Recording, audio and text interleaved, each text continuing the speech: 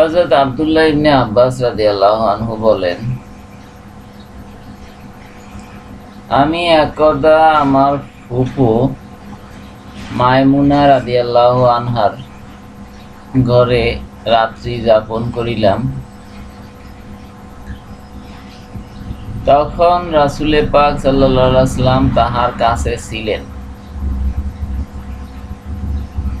রাতে রাসূলুল্লাহ সাল্লাল্লাহু আলাইহি ওয়াসাল্লামের নামাজ কিরূপ হয় তাহা দেখিবার জন্য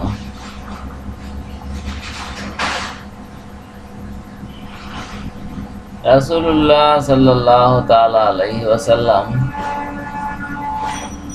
তাহার পরিবারের সাথে কিছু সময় কথা বললেন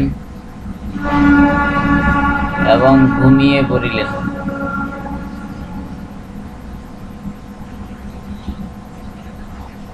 তারপর যখন রাতের শেষ তৃতীয়াংশ কিংবা শেষে কিছু অংশ অবশিষ্ট রহিল, তিনি উঠিয়া বসিলেন এবং আসমানের দিকে তাকিয়ে তিলাওয়াত করিলেন।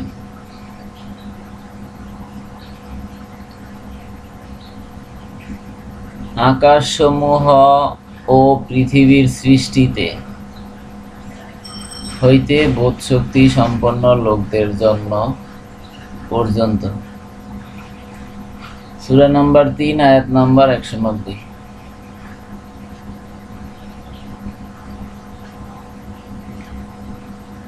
তারপর তিনি উঠিয়া গিয়া ওযু ও মিসওয়াক করিলেন।